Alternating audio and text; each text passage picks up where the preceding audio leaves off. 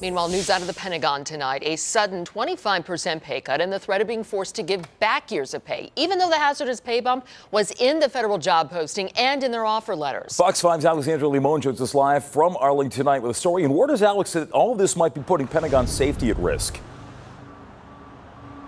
Well, guys, first, let me tell you who we are talking about here. The Pentagon Bomb Squad are the men and women that investigate things like suspicious packages and bomb threats against the Pentagon.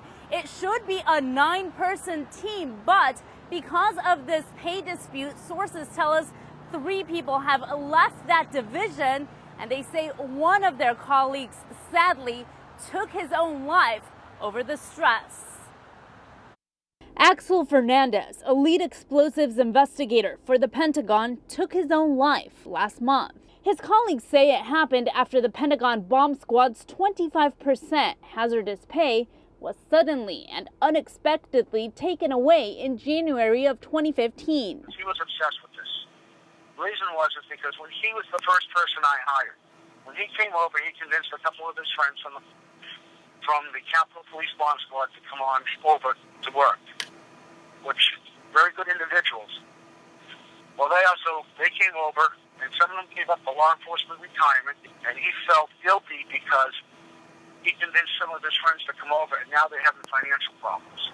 For the past 18 months, the team has been fighting the pay cut. That began because of an anonymous complaint from an employee of another division of the Pentagon Force Protection Agency. Washington Headquarters Services then decided the hazardous pay was a mistake, even though the pay bump was used to recruit the employees. Part of their offer letter that they got 25% hazardous duty pay was part of that whole pay package. Fernandez, the father of 2 who took his own life, would have had to pay back a sum in the neighborhood of $140,000, according to his boss. Coleman adds that the Pentagon Bomb Squad is now anticipating a 30-day final notice. If the money isn't paid back in full after that, WHS is threatening to deduct it from their paychecks with interest. For me, I'm talking about close to $177,000. Say right now, I don't have $177,000. Now, the Pentagon did send us a response that said, in part, quote, there had previously been an administrative error and the pay was incorrectly authorized. This was through no fault of the employees involved, and they could not have known it was a paid error. The decision resulted in the loss of hazardous duty pay, and the change also required a collection notice. Now, I talked to several members of the bomb squad under condition of anonymity. They say they are all very stressed over this issue. They also told me that Fernandez's death benefits are being withheld from his family until this situation is figured out about whether or not they will have to be responsible for paying back years worth of incorrect pay. Reporting live in Arlington, Alexandra Limon, Fox 5 Local News. That's right, guys. This was a story you saw first on Fox 5 about a month ago. And today we received a statement from the Pentagon saying 100% of the debt that the Pentagon Bomb Squad employees were facing has been waived.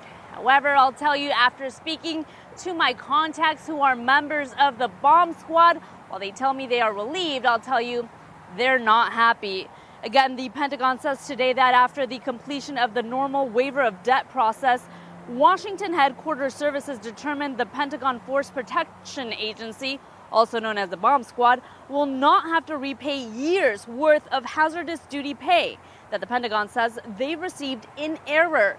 Now, these employees had a 25% hazardous duty pay bump that was in writing in both the job posting and their offer letters. Well, now the Pentagon says it, quote, was an administrative error made in good faith, but with severe financial consequences for the employees. The pay was incorrectly authorized through no fault of the employees involved, end quote.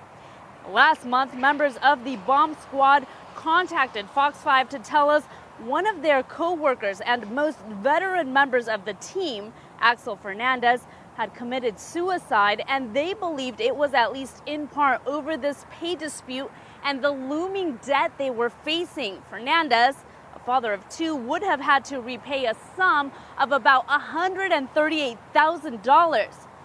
Today, one of the members of the bomb squad gave me this statement under condition of anonymity, saying, quote, "All we did was accept a job which we thought with the salary increase would help improve ours and our families' lives. Instead, we had our salary unceremoniously cut and absolutely nothing done to remedy it.